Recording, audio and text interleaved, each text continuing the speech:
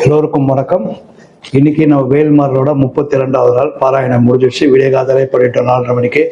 ஏன்னு பார்த்தீங்கன்னா, இன்னைக்கு ரங்கநாதரை விஸ்வரூப தரிசனத்துக்காக டிக்கெட் எடுத்திருந்தேன்.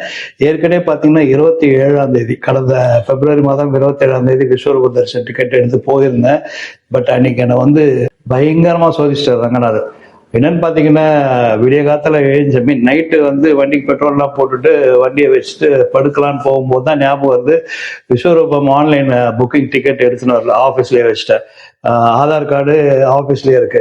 சரி, ஓகே, ஒரு காத்தால ஏஞ்சி கிளம்பி போயிட்டு ஒரு 3-4 மணிக்கா போயிட்டு அதெல்லாம் எடுத்துட்டு அப்புறம் வீட்டுக்கு குளிச்சுட்டு வந்துடலான்னு ஒரு ஐடியா போட்டேன். சரி, இருந்தாலுமே காத்தால ஏஞ்சினும் என்னமோ ஒரு தோணுதல். குளிச்சுட்டேன், வேல்மாரல் படிச்சுட்டேன், கிளம்பிட்டேன். வண்டி எடுக்கிறேன், வண்டி பஞ்சர்.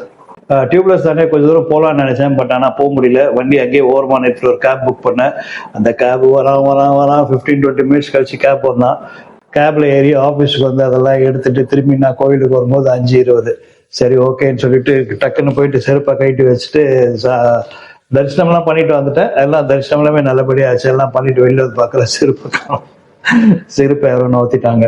சரி, ஐயா நம்மளை ரொம்ப சோதிக்கிறான்னு சொல்லிட்டு வண்டி விட்டுருக்கேன் இல்லையா, பஞ்சிருக்கேன். அங்கே போகும்போது அங்கே போய் கேட்டால் அவன் இல்லை சார், நான் ஊருக்கு போயிட்டேன், நான் வர லேட் ஆகும்னு சொல்லிட்டான். அப்புறம் திரும்பி எப்படியோ ஒரு மாதமா அப்புறம் பக்கத்துலேயே ஒருத்தர் இருந்தாரு. அப்படியே அந்த வண்டியே ஓட்டிட்டு போயிட்டு பஞ்சர் போட்டு சேர்ந்துட்டேன்.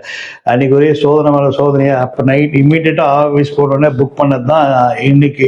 அன்னைக்கே புக் பண்ணிட்டேன். 27 புக் பண்ணிட்டேன். இன்னைக்கு ஏற்கனவே புக் பண்ணி வச்சுட்டேன். ஸோ இன்னைக்கு போனேன், எல்லாம் நல்லபடியா நடந்தது. பக்காவா பார்த்தீங்கன்னா, எப்படியுமே நம்ம ஃப்ரண்ட்ல போனாலுமே யானை வர இடத்துல போய் நம்மளால நின்று பார்க்க முடியாது. யானை பிறகுற இடத்துல நம்ம போய் நிற்க முடியாது, நல்லா தெரியும். அதனால போகும்போதே கரெக்டா அந்த யானை நிக்கிற இடத்துல தண்ணி, ரங்கநாதருக்கு தண்ணி எடுத்துட்டு வருவாங்க. ஸோ அது யானை மேலதான் வரும். அந்த யானை வர இடத்துல கரெக்டா நின்று ஃபோக்கஸ் பண்ணிட்டோம். இப்ப நீங்க பாக்குறீங்களா, இந்த இடம் தான். இந்த இடத்துலதான் யானை நிற்கும். அங்கதான் இவர் ஆண்டாள் யானை மேல இருந்து தண்ணி இறக்கி அவருக்கு ரங்கநாதருக்கு எடுத்துன்னு போறது. அதுல எப்படி வரும்னு பாத்தீங்கன்னா, முதல்ல ஒரு யானை வரும், அதுக்கு பின்னாடி ரங்கநாயகி பசு வரும், அதுக்கு பின்னாடி குதிரை வரும். குதிரை பேர் எனக்கு சரியா தெரியல. அப்புறம் பின்னாடி லக்ஷ்மி யானை வரும். ஸோ இதுதான் அவரை காலத்தால விஸ்வரூப தரிசனத்துக்கு அவர் எழுப்புறதுக்கான செட்டப். ஸோ இன்னைக்கு ரொம்ப அருமையா இருந்ததுங்க. என்னன்னு பாத்தீங்கன்னா, அன்னைக்கு 27 பார்க்கும்போது ஒரு யானை தான் வந்திருந்தது, லக்ஷ்மி வரல, ஆண்டல் மட்டும்தான் வந்திருந்தாங்க. ஸோ அப்ப கரெக்டா ரெண்டுமே அந்த டைமுக்கு பிளருது. அந்த பிளர்னதுக்கு அப்புறமா தான் திறக்கிறாங்க, நட திறக்கிறாங்க.